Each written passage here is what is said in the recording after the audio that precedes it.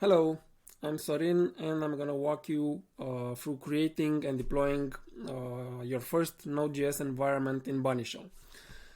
We have a repository here. It's a fairly simple application, a demo books application.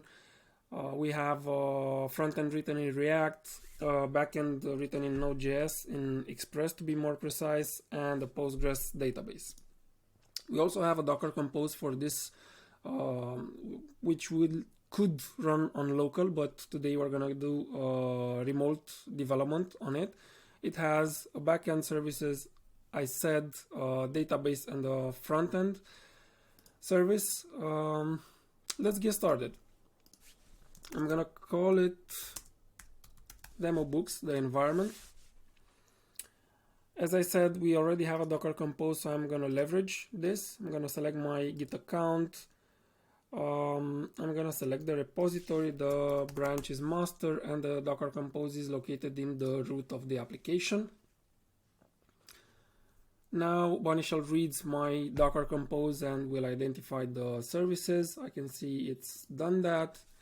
And continuing, Bunnyshell generated for me the Bunnyshell YAML definition, which is basically how an environment looks like in Bunnyshell.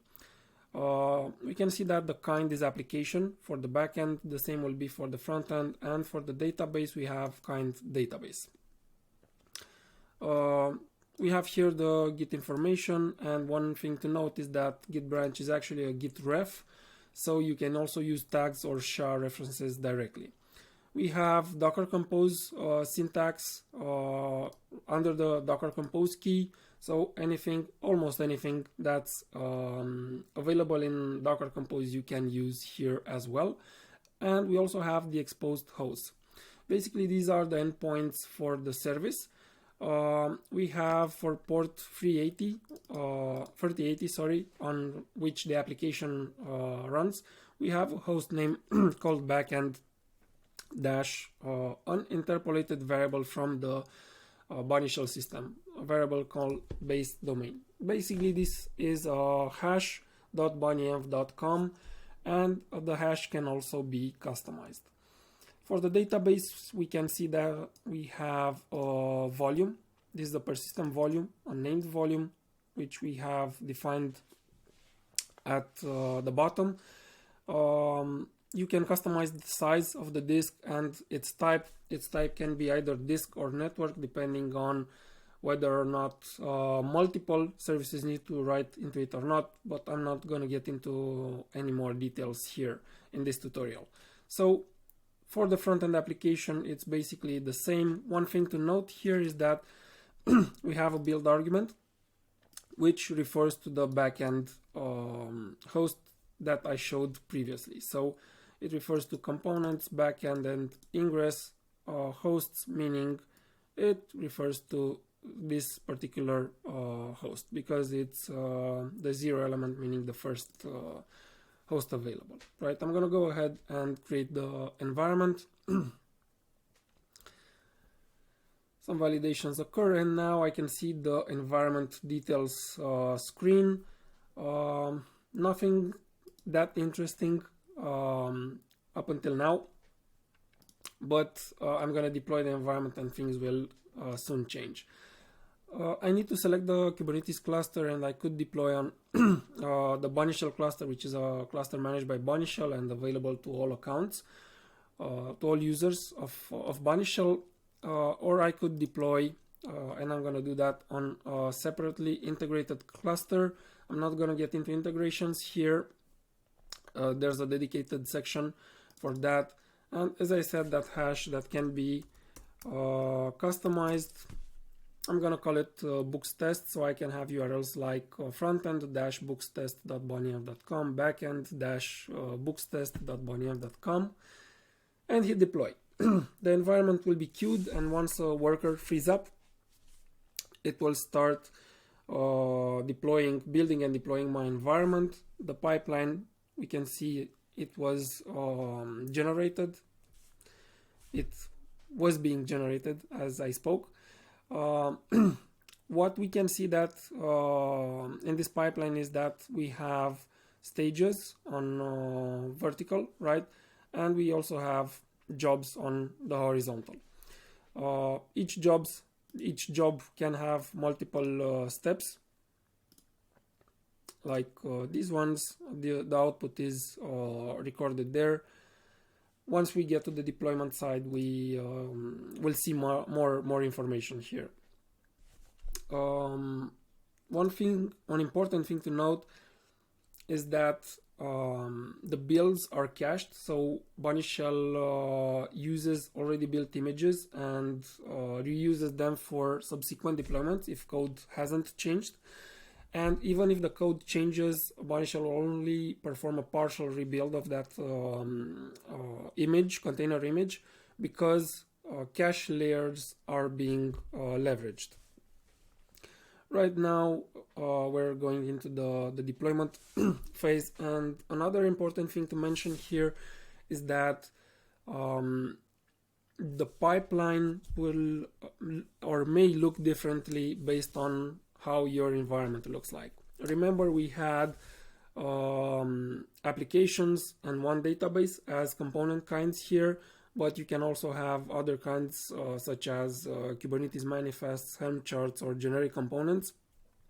Generic components essentially allow you to run arbitrary scripts, so you can basically run anything within that, any shell script.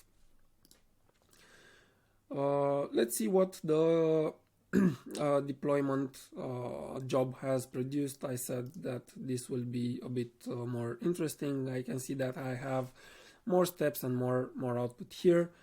The deployment in Kubernetes is done. We still have to wait a bit for the checks to be performed, so everything looks fine.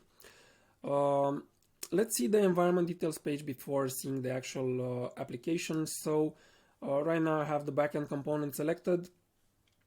I can see all the steps from all the jobs ran in the last pipeline here, right?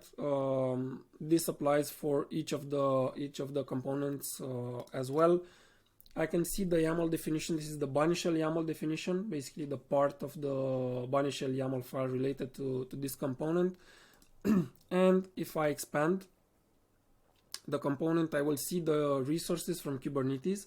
Right now, this is a filtered list, so only selected components show here. But if I select the deployment, for example, I am able to see the output from the container. Basically, this is the output of the container streamed live in this section. I can filter it by pod or by container if I have multiple containers in the same pod. I can also maximize this area a bit so I can see the logs better. What else I can see? I can see Kubernetes events like scaling of the replica set or other events, pods being destroyed and whatnot. And I can also see the Kubernetes manifest here. This is the actual manifest for the deployment resource inside Kubernetes. Okay, what else? Here I can edit the configuration, right? The configuration, the Bunnyshell YAML holds whatever I need for the environment to work. And I also can edit environment variables both from here and from the UI. I can add or edit environment variables, and I can do the same for component variables, which are basically environment variables per component. The environment variables edited here are edited at an environment level and inherited for all of the environment components.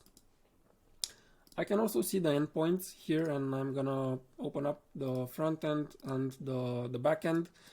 I'm gonna change this endpoint here. This is the endpoint called by the listing. I have no books at the time, so let's add a book. Added book, let's call it. I can see that I have a book here. Let's have another book. I'm gonna call it exactly that. I have 2 books. If I refresh, you can see that the books are still here, confirming the persistence from the database. And I can see the API endpoint as well, showing my 2 books added.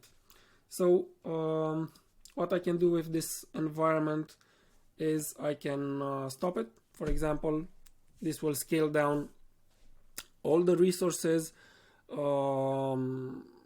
related to pods. So basically there will be no more computing resources used. However, volumes will be left there so that when I start the environment, I will have the data there. Basically, when you stop an environment, you will be only paying for the volumes and not for computing resources as well. And if I refresh this page, it has nowhere to go. So I get a 503. This is it in terms of how you deploy your first environment. Please make sure to also check out the remote development resources. Thank you.